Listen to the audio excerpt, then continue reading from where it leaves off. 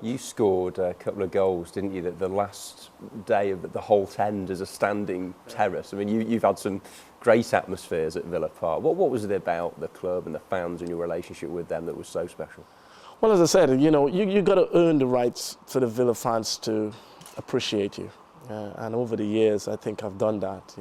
The fans has made me one of the favourite because of my performance on the football pitch and my relationship with them. I give back as much as they give to me. But you got to earn the right. It's a special. The whole tent was very special. When you score there and hear the celebration and they're singing your name and the New York song and all that kind of stuff, it was great. And it's great. It makes me feel special as an individual. And that no one will take that away from me. I've enjoyed those moments. The 9 years I've spent at the club was phenomenal. It was a great learning curve for me as an individual. It was a great platform to be given the chance to learn my trade and to improve as not just a footballer, but as a person, as an individual. I couldn't ask for a better club. And Aston Villa will always be a very special part in my life, and a club that I will continue to support and look for. And who knows, in the long run, hopefully, if I do get through the managerial thing, maybe one day come back and manage the club at some stage. Dwight Yorke. How about Big Ron's singing voice? Yeah, no, I'm not sure about that, but as I said, it's just great to know that I've got a great relationship with the supporters, and I know some people out there probably not forgive me for leaving.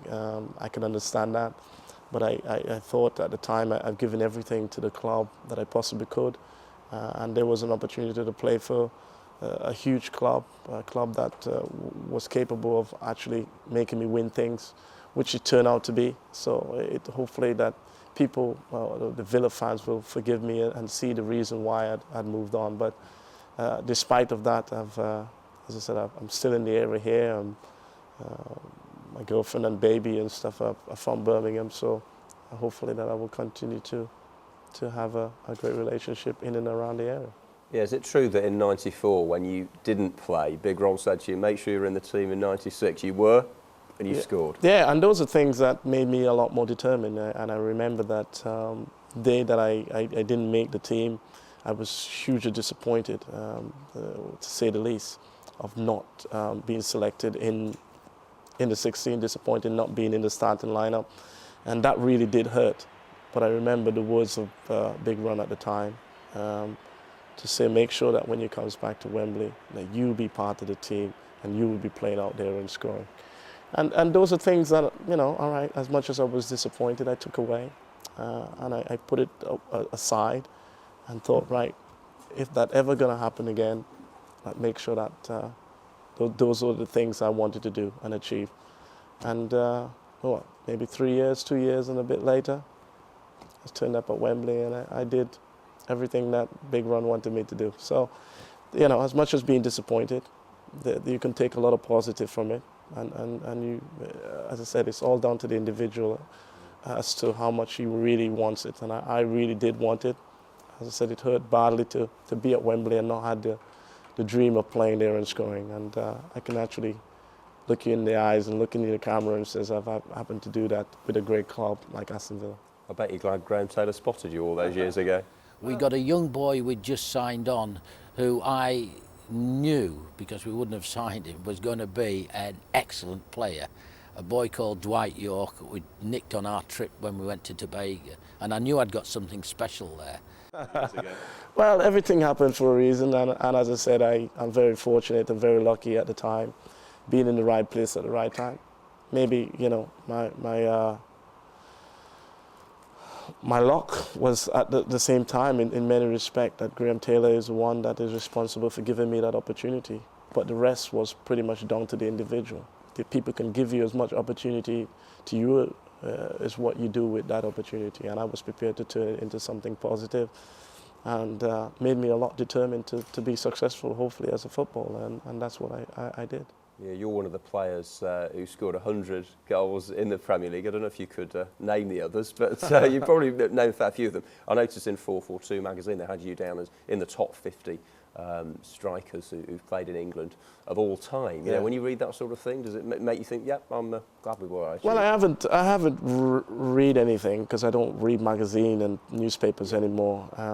But it's very flattering, of course, to hear those kind of things. I know exactly what I've kind of done in the game, not all the stacks, but I know I'm thereabout, and to win 3 championships and European Cups and FA Cups and all that kind of stuff, and linked to your name, and it is a great feeling. I haven't had time to reflect yet, maybe because I've been that busy traveling around the world and doing things. So maybe I'll have one of those moments where I sit back and reflect as to what I've done and achieved in the game. But I know I haven't done too bad when the players that I've come across and players that I've been associated with, that I think I've done all right. Yeah, I'd agree with that. Do you remember most of your goals?